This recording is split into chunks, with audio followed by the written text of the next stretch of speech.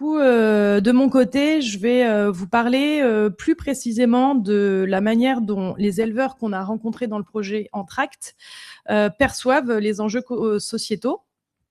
On a essayé donc de comprendre tout cela par deux types d'enquêtes, une analyse qualitative, la même type de méthodologie que Manon a déjà présentée, et une analyse quantitative par un sondage.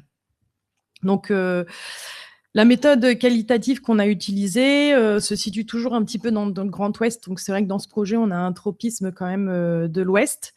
Et donc, on a rencontré des éleveurs, 43 éleveurs et éleveuses, des 5 filières présentées ici, dans le Grand Ouest. Et on avait un questionnaire très ouvert où on abordait avec eux de manière très, très libre la manière dont ils pensent les enjeux sociétaux. Le souci de cette méthode, c'est que souvent on tombe, un peu comme Manon l'a expliqué, sur des éleveurs qui sont naturellement très ouverts à cette discussion.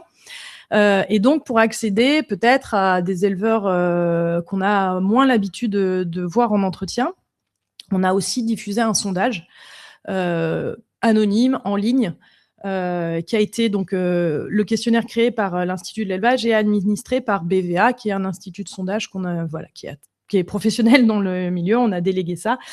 Et au final, on a obtenu 865 réponses d'éleveurs et d'éleveuses. Donc, le détail des personnes rencontrées, vous l'avez sous les yeux. Et voilà, on a essayé d'avoir une répartition des filières. Alors forcément, il y a un petit déséquilibre aussi lié aux effectifs qu'on a sur le territoire. À peu près 30% de bovins lait, 30% de bovins viande, des ovins caprins et ensuite porc et volaille qui se situent autour de 10% des répondants. Gardons en tête que ce sondage, il a été diffusé en 2024 et que c'est pile le moment où il y avait les grosses mobilisations d'agriculteurs. Donc, ça a peut-être teinté un petit peu les réponses.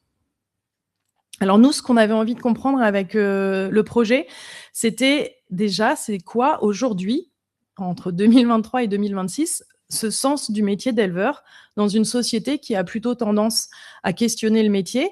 Quelles sont encore les sources d'épanouissement que les éleveurs trouvent dans leur métier? Donc, ce qui ressortait en premier, c'est le lien avec les animaux et la nature. C'est la chose qui nous a le plus été citée. Que ce soit le contact quotidien avec les animaux ou des aspects particuliers, des gens qui vont nous dire moi, j'aime bien les poules et jamais de la vie, j'aurais pu élever autre chose. C'est ça et pas autre chose. La race de l'animal, souvent chez les bovins, qui nous disent moi, j'aime beaucoup les jersiaises, ça me passionne. D'autres vont amener des tâches particulières avec les animaux. Ça peut être la traite, ça peut être les moments d'observation, ça peut être plus une idée un peu de gestionnaire du troupeau. Ou ensuite, détacher un peu de l'animal, c'est le lien à la nature. On est des éleveurs qui vont aimer la gestion des cultures, l'idée de protéger la nature et de façonner le paysage. On a un éleveur ou une éleveuse qui nous dit « Les décisions que je prends aujourd'hui, dans la conduite de mon exploitation, auront un impact sur l'environnement, sur le paysage de demain. » Ensuite, on a des éleveurs qui vont apprécier la richesse du métier, le travail au quotidien, la diversité des tâches, la technicité. D'autres vont nous parler des relations humaines avec leurs salariés ou avec leurs collègues agriculteurs. D'autres vont nous dire moi, je me sens utile, nourrir la population, produire une alimentation saine et de qualité. Et pour ceux qui sont concernés, la vente directe, c'est souvent une source d'épanouissement forte pour ceux qui la pratiquent. Le lien avec les clients, le retour des clients sur les produits et le fait aussi de maîtriser la chaîne de A à Z. Là, on a un éleveur qui nous dit moi, quand je reçois des mails de gens qui sont super contents de mes produits, c'est un rayon de soleil dans ma journée. Et ensuite, il y a le troisième point, être son propre patron et gérer son exploitation. Donc là, les éleveurs, ils nous disent apprécier la liberté d'organisation, qui peut aussi parfois faciliter le fait de combiner cela avec une vie de famille.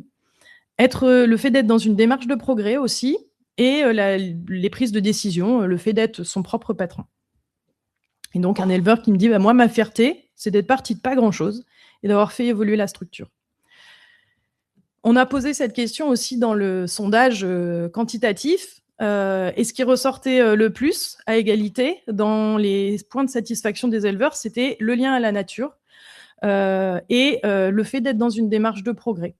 Et ensuite, juste derrière, la liberté d'organisation. Et plus précisément aussi, on leur a demandé: «Bah, c'est quoi pour vous être éleveur?» Entre, 4 propositions. Soit c'est prendre soin de ses animaux, c'est gérer une entreprise, être son propre patron, c'est fournir des produits de qualité pour nourrir ses concitoyens, ou c'est être un citoyen engagé sur son territoire. Et ils avaient à hiérarchiser ces 4 propositions de celles qui correspondaient le plus à ce qu'ils ressentaient, à ce qui correspondait le moins. Et on voit que les animaux, c'est quand même quelque chose qui ressort en majorité sur, le fait d'être éleveur, ainsi que la production d'aliments.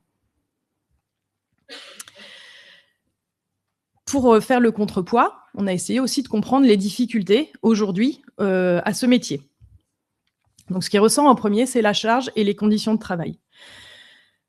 Des conditions de travail jugées difficiles, une charge mentale, permanente, de l'astreinte, une imprévisibilité qui est aussi liée au fait de travailler avec le vivant et la recherche d'équilibre entre la vie pro et la vie perso. Une administration aussi qui est vraiment pesante dans les discours. Pas forcément le fait d'avoir à remplir, des papiers, ça tout le monde le fait, les éleveurs comme tout le monde, ils comprennent l'intérêt. C'est la répétition et la quantité qui est vraiment jugée, lourde. Il y a un éleveur qui nous dit: «Saisir une fois, ça peut être pertinent, mais saisir 15 fois la même chose, c'est gonflant». Ensuite, il y a la sécurité financière qui inquiète, la rentabilité de la ferme, avec bien sûr des problèmes de rémunération qui est jugée, insuffisante, la dépendance aux aides aussi, et aussi des inquiétudes sur l'avenir incertain de l'agriculture. Comment on va se positionner en France vis-à-vis de la concurrence étrangère? Comment on peut gérer en interne la concurrence entre les systèmes et les modèles? Et aussi l'avenir du soutien public à l'agriculture. L'éleveur nous dit là: «Bah, moi, mon souci, c'est de ne pas réussir à être autonome vis-à-vis des banques, vis-à-vis des aides de la PAC, vis-à-vis de la DJA». 3 petits points.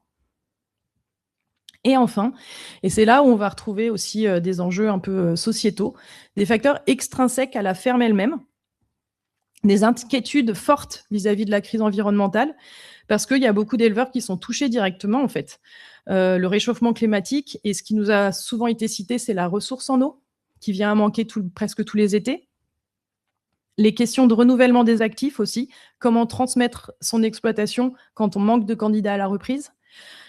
Et ça ressort comme un thème en soi, les attentes sociétales qui questionnent, des problèmes d'image du métier dans la société, le manque de reconnaissance. Là, on a un éleveur qui nous dit: «Bah, moi, la plus grande difficulté que j'ai aujourd'hui, c'est surtout le problème d'être tout le temps dénigré. Moi, c'est ce qui me pèse énormément». Et donc dans l'enquête quantitative, ce qui ressortait en premier dans les préoccupations, c'était bien sûr la rémunération, la rentabilité de la ferme. Ensuite, le poids de l'administration et enfin, les conditions de travail difficiles. On a demandé plus précisément, d'une façon générale, comment vous qualifiez, vos, conditions de travail? Entre très satisfaisantes à pas satisfaisantes du tout. On voit que c'est assez partagé, mais que malgré tout, le rouge ou le orange l'emporte. Globalement, ce qui ressort, c'est que les hommes apparaissent, alors c'est du quantitatif, là je saurais pas trop vous dire pourquoi, mais les hommes apparaissent plutôt moins satisfaits de leurs conditions de travail que les femmes. Ensuite, les éleveurs porcins, plutôt plus satisfaits que les autres. Les éleveurs bovins viande sont ceux qui nous sont apparus comme les moins satisfaits de leurs conditions de travail.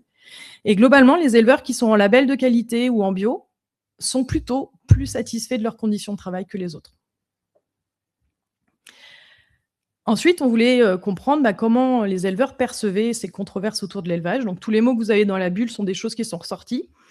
Déjà, cette notion d'attente sociétale, quand on les questionne sur les enjeux et leur métier, elle ressort spontanément chez les éleveurs comme une de leurs préoccupations. Et ensuite, elle provoque de vives émotions. Agacement chez beaucoup d'entre eux, inquiétude pour certains, voire même tristesse.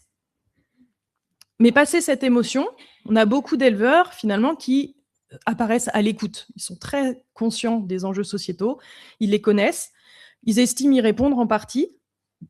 Il y en a d'autres qui vont plutôt accuser la société de méconnaître de l'agriculture, d'avoir des demandes contradictoires, donc qui pointent à un problème de communication finalement et de lien. Et donc quand on leur demande s'ils sont satisfaits ou non de différents aspects d'enjeux sociétaux dans l'élevage français, globalement, ils sont satisfaits des principaux enjeux que Manon vous a présentés tout à l'heure. Bien-être animal, sécurité sanitaire, environnement, tout cela est juste en France, quand même, globalement, c'est plutôt satisfaisant, voire très satisfaisant. Et par contre, en bas, les questions économiques et de conditions de travail, elles ressortent vraiment comme plutôt non satisfaisantes. Et donc, à partir de là, on a essayé un petit peu d'identifier des profils d'éleveurs vis-à-vis de ces attentes sociétales, de ces enjeux sociétaux. Sur 100 éleveurs, on a obtenu 31 d'entre eux qui sont opposés. On les a appelés les producteurs opposés. Donc ces personnes, c'est plutôt celles qui sont ressorties dans le sondage. C'est des éleveurs qui sont vraiment, leur objectif, c'est la rentabilité, l'exportation des produits, la compétitivité des filières françaises. Ces personnes-là, elles nous disent que les attentes sociétales sont absurdes et sont même néfastes pour l'activité. Donc on a vraiment un sentiment d'opposition très fort. On a 16 dans ces 100 éleveurs qui nous sont apparus comme des animaliers communicants, c'est-à-dire que c'est des personnes qui vont tendance à promouvoir les pratiques actuelles parce qu'elles sont très sensibles à la question de l'animal, du bien-être animal, et qu'elles jugent aujourd'hui que leur système, qu'il soit conventionnel ou non, répond à cette attente de bien-être animal. On a ensuite un petit tiers d'éleveurs sensibilisés aux enjeux, mais contraints.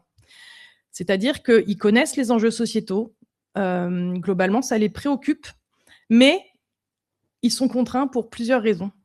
Et principalement, c'est la surcharge de travail. Ils sont trop surchargés pour changer, ou bien ils sont trop endettés. Bref, voilà, ils sont contraints par des facteurs externes, mais ils sont inquiets vis-à-vis de l'avenir. Ensuite, on a 19 éleveurs qu'on a appelés les entrepreneurs flexibles. En fait, c'est des éleveurs qui apparaissent vraiment axés sur l'innovation et l'efficacité, la performance de leur activité. Et pour ces personnes-là, en fait, les attentes sociétales, ce sont des opportunités de marché. Donc, ils sont très à l'écoute parce qu'en fait, ils cherchent à s'adapter à la demande du marché. Ils sont assez flexibles dans leur exploitation. Ils vont mettre en place des choses, puis finalement revenir en arrière si ils n'ont pas de retour sur investissement ou si ça ne convient pas. Voilà, ils bougent énormément. Et enfin, on a 5 éleveurs qu'on a appelés les paysans citoyens. Donc ces éleveurs-là, ils sont vraiment engagés dans la durabilité, c'est vraiment leur conviction personnelle. C'est depuis le début, leur exploitation a été construite en accord avec des convictions très fortes, voire militantes. Ils sont sensibles à l'environnement et en fait, ce que ces éleveurs recherchent, c'est une qualité de vie avant tout. Être éleveur, c'est vraiment être acteur du territoire et travailler avec le vivant.